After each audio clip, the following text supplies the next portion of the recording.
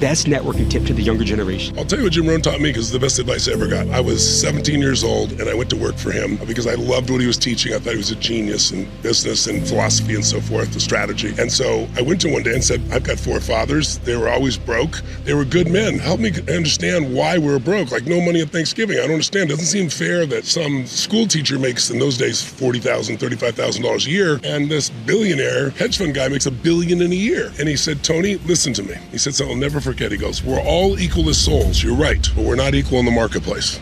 He said, if I asked you this, are there people making money, twice as much money in the same time? And I said, yeah, 10 times, yeah, 50 times, 100, yeah. How? I said, I don't know. He said, it's very simple. You have to become more valuable. You have to do more for others than anybody else in the marketplace. And so in the beginning, when I went around to try to get around people, we didn't have the social media world that we do now, where you can do some of the things you do. There was no way to get that out there. But I went to work for people. I worked as a janitor, so I'd be around them. I cleaned their desks and read all the during the night, truthfully. But then I gradually, as I kept adding value to people, and that's the whole game of life. I think the biggest challenge, people are trying to figure out what they're going to get. But if you can figure out what you can give, the doors will open for you. But it has to be what people need, not what you want to give.